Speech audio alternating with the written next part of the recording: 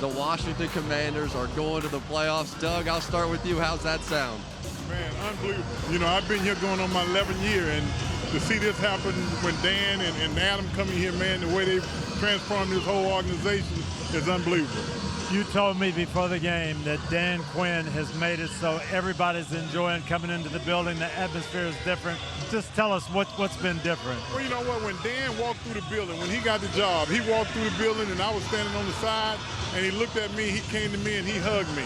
You realize at that time, with everybody in there, realized we had somebody who's going to make everybody part of this whole thing. And he came in with the brotherhood thing, and that's exactly what we believe in at this particular time. Jaden Daniels walked in the stadium with your jersey on. He could have picked any other jersey, but he chose yours. What does that mean to you? Well, you know what? I think it's a young fella who's showing respect to me, and I love that. But it almost makes you embarrassed that he did that because nobody knew he was going to do it.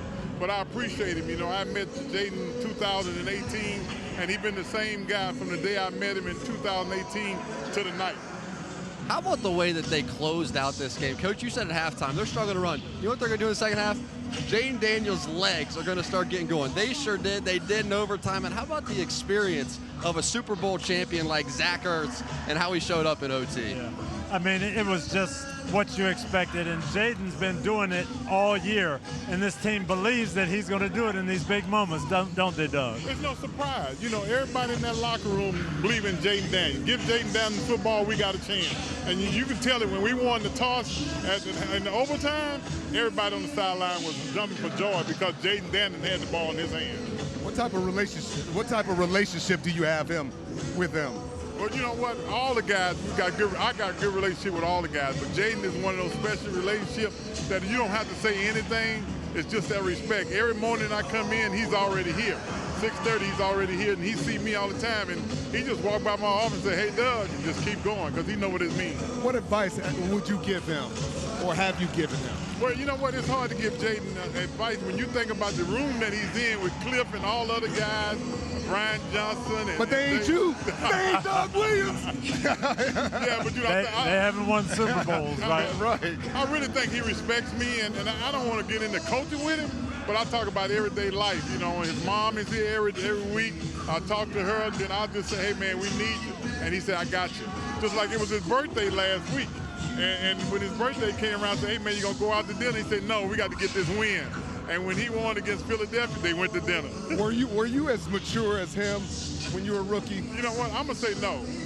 I mean, this guy's not just a rookie. This guy's a football player at a young age. Yeah. You know, no matter what it is, he knows how to do it. And he's mature from a standpoint of knowing what this game is all about, what it means to him, and what it means to his organization.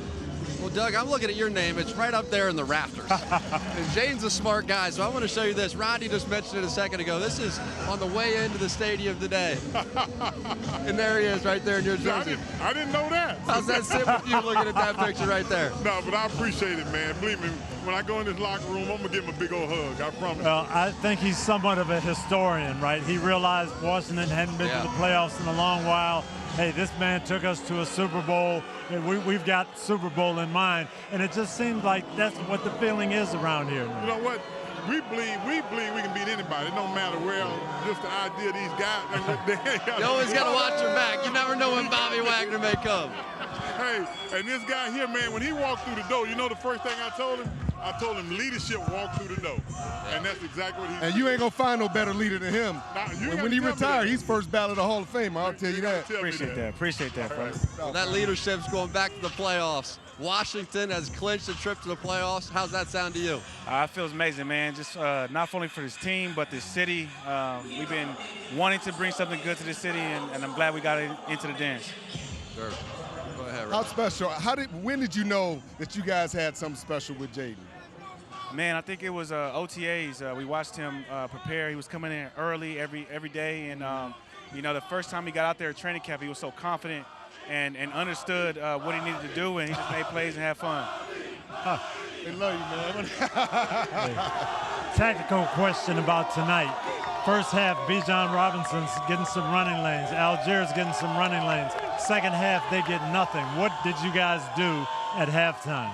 We had to be more disciplined. I think first half we were kind of getting out of our gaps, he was finding an open hole, and so the second half we did a better job of containing him and putting him in like passing situations. Any call changes you made? Anything differently you did? We didn't do anything. Honestly, it was just us executing. I don't think we did a good job of executing the first half, and then we came out and did a little better job. And Coach Witt called a great second half.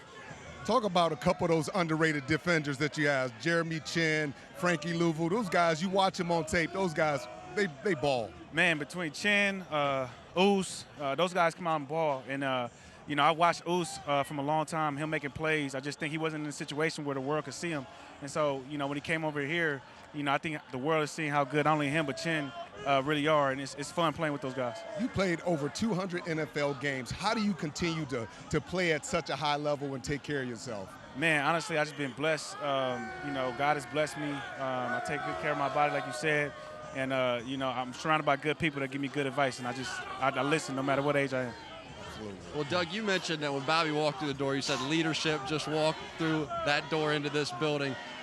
What has struck you watching him lead this team now that he's been there? Well, the way he's done things, from preparing to play every week, but just coming through the door every day and like talk about Jaden, training camp, I watched him in training camp. He don't know I was watching him, but I just watched him and Jaden and how they got along. And to me, that says a lot. A young rookie coming in and how these older guys took to him. I knew right then that Bobby was the guy that we needed from a leadership standpoint. Why was that important to you to develop that relationship with the quarterback? Honestly, we from the same area, the IE, and so I understand, like, coming in, not knowing nothing. I remember being a rookie, and, as a veteran, your thing to do is just share your scars, and so I just try to share my scars, and I'm sitting on the opposite side of him, so I give him a perspective that he might not see.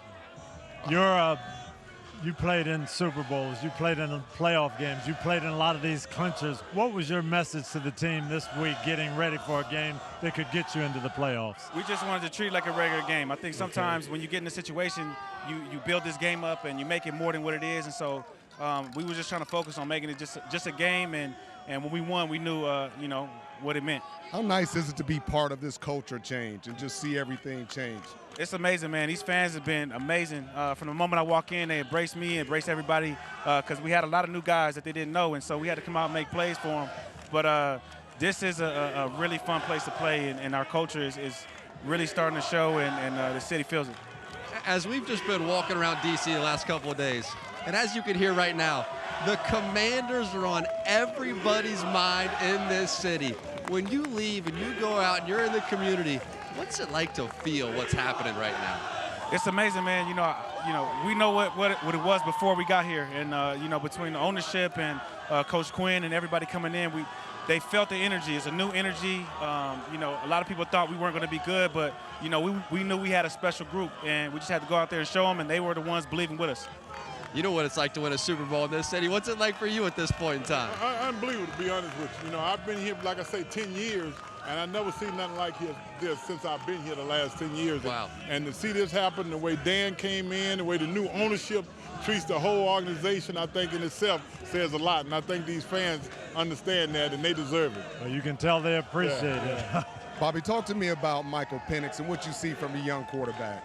Man, he was going out there. When we saw him play the last week, he was making some really good throws. He was getting the ball out on time. He was making the right reads. And so, we knew we were going to have to, make him one-dimensional. If they got their run game, it was going to open up the boots, put him in a lot of situations that he wanted to be. So we just tried to make it uncomfortable for him and not let him just sit back there and just make the throws he can make. Yeah, he seemed very comfortable in the pocket last week, no matter what the Giants threw at him, 5-man pressures, 6-man pressures. And even when you guys were pressuring him, he stood in the pocket. Yeah, he did a good job. We tried to throw different looks at him. He kept his poise. But at the end of the day, we just wanted to pressure him. I felt towards the end of the game we did a better job of getting to him and making it uncomfortable for him. And, we got this win. No doubt, no doubt. Bobby, Doug, we really appreciate you guys coming out. Go enjoy with your sharing this teammates, experience. Let's go Appreciate you celebrate guys. with the fans. Thank you, guys. Appreciate y'all. With the teammates as well. Appreciate it, man.